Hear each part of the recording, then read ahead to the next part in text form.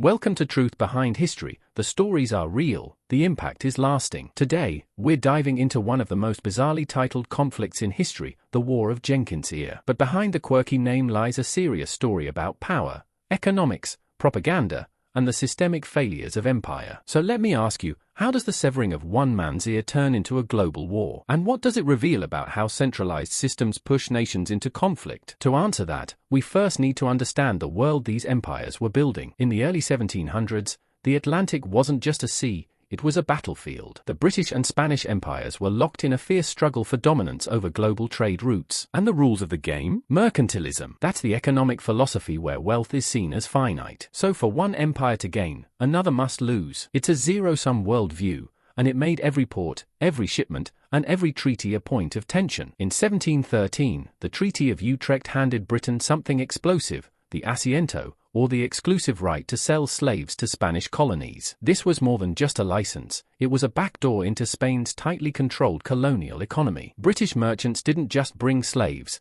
they brought goods, influence, and competition. And Spain wasn't having it. Spain responded with protectionism. British calls for freer trade clashed head-on with Spain's closed-door policies. These weren't just economic preferences, they were ideological opposites. You had one empire trying to open markets by force and another doubling down on monopoly. That's not a recipe for peace. That's kindling waiting for a spark. And then there was the smuggling. British traders, often operating illegally, flooded Spanish America with contraband goods. Spain cracked down hard, boarding ships, seizing cargo, and sometimes doing worse. But the more Spain enforced its rules, the more Britain framed them as tyrants. Smuggling wasn't just tolerated, it was protected, even glorified. Think about that for a second. Entire imperial policies were built around defending illegal trade. So, before we even get to any ears being cut off, you can already feel the pressure building. Two massive empires, two incompatible systems, one ocean, and no trust. Pause for a second and ask yourself, when every trade dispute is treated like an act of war, how long before someone lights the fuse?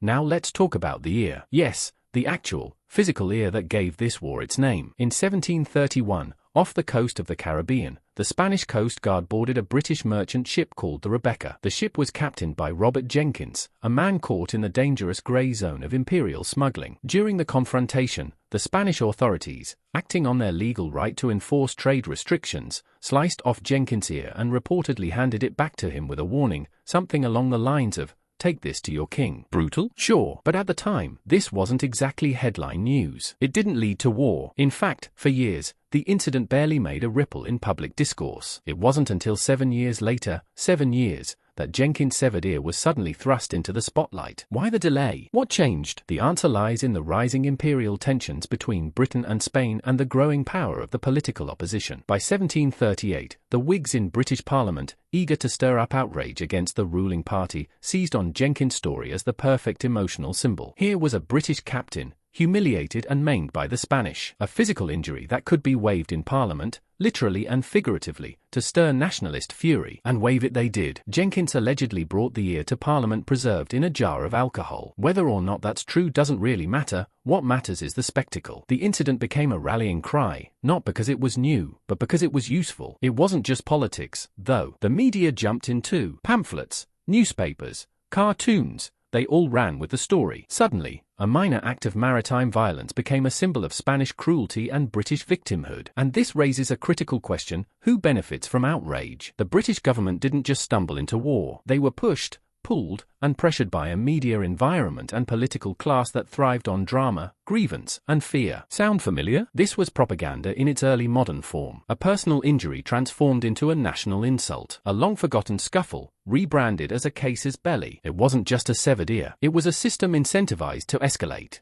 Alright, so by now we've got an ear on the table and two empires on edge. But here's the thing, this war wasn't just about revenge or honor. Underneath the drama was a much colder engine: economic incentives. Let's start with the British. Their merchants weren't just innocent traders caught in the crossfire. Many were deliberately violating Spanish trade laws by smuggling goods into colonies they technically weren't allowed to access. But instead of punishing these merchants, the British government often protected them. Why? Because they were profitable. In fact, British merchants lobbied hard for naval protection. Imagine that, illicit traders appealing to their government for military backup, not to enforce law, but to break another country's laws. That tells you everything you need to know about the logic of empire at the time. It wasn't about justice, it was about control of revenue and influence. Now flip the map. The Spanish coast guards were just as determined, but in the other direction. They were under strict imperial orders to crack down on illegal trade. Why? Because every smuggled good meant lost revenue for Spain. And in a mercantilist world, losing money meant losing power. Their whole system depended on keeping colonial commerce tightly regulated. So when they boarded ships and used force,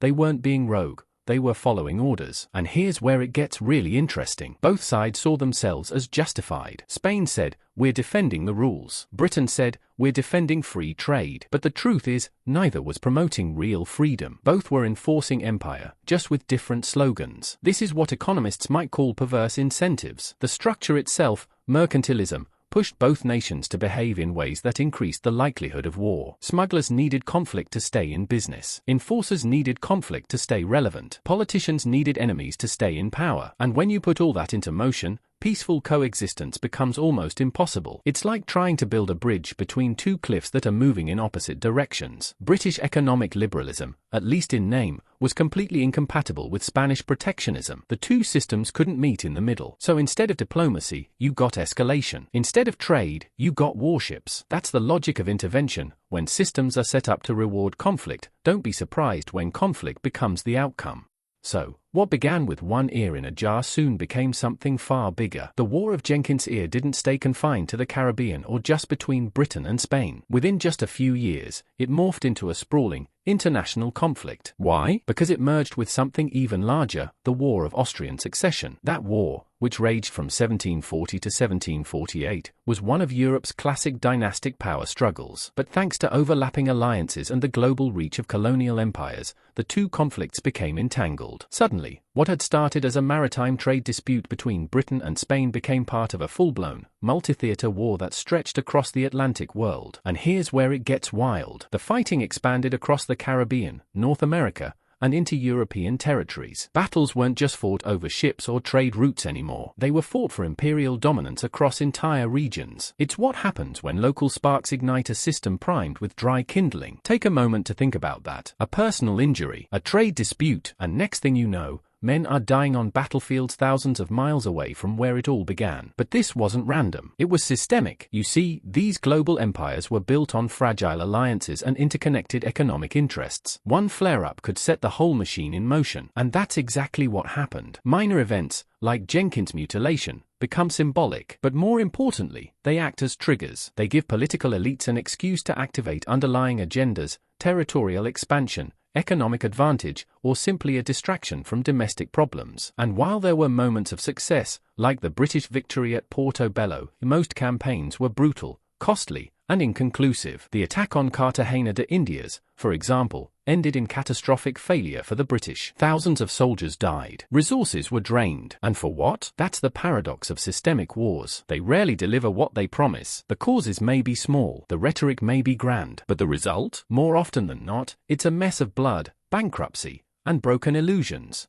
Let's talk about cost. Not just the budget line on a government ledger, but the human cost, the structural cost, the cost that gets passed down quietly, generation after generation. Wars like the one sparked by Jenkins Ear weren't cheap. They were massively expensive. Maintaining ships, arming soldiers, moving supplies across oceans, it all came with a bill. And the people footing that bill? It wasn't the aristocrats. It wasn't the merchants getting rich from imperial contracts. It was ordinary citizens. Through rising taxes, falling wages, and inflation, the British government poured money into campaigns like the Siege of Cartagena. That assault alone saw the deaths of thousands of men, most not from combat, but from disease. Yellow fever, dysentery, scurvy, conditions were hellish. Imagine marching through tropical heat in wool uniforms, only to collapse from an illness no one could cure. And for what? The city was never taken. The mission failed, but the money was still gone. The lives were still lost. And back home, public support started to crack. People began to see what these wars really were, tools of empire, where the promises of profit or glory rarely matched the grim reality. Meanwhile,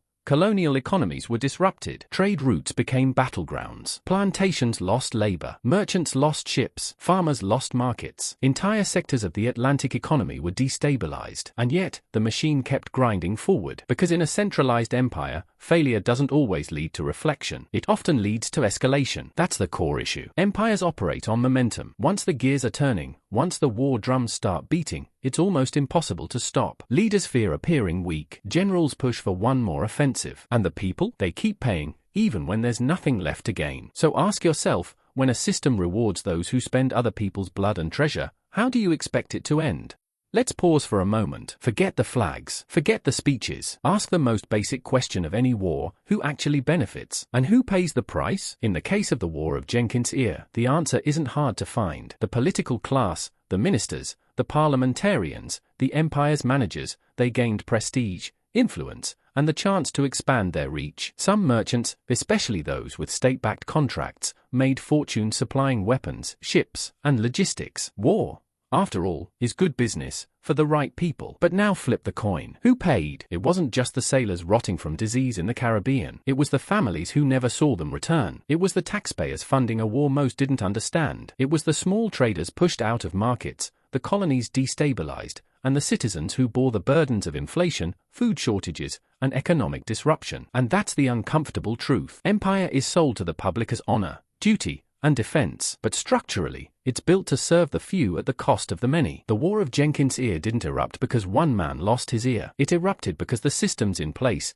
the incentives, the institutions, the media, the military, were all aligned toward escalation, not de-escalation, not peace. Escalation. The moral fog thickens when you realize that both empires used the language of righteousness. Britain invoked liberty and free trade. Spain invoked sovereignty and order. But underneath the slogans were power struggles, naked, calculated, and often indifferent to the real human toll. And this should make us wonder, how many wars throughout history have followed the same blueprint? One small injustice, magnified through political convenience. One human injury, transformed into a justification for mass suffering. That's not justice, that's machinery. And once it starts turning, it rarely stops on its own.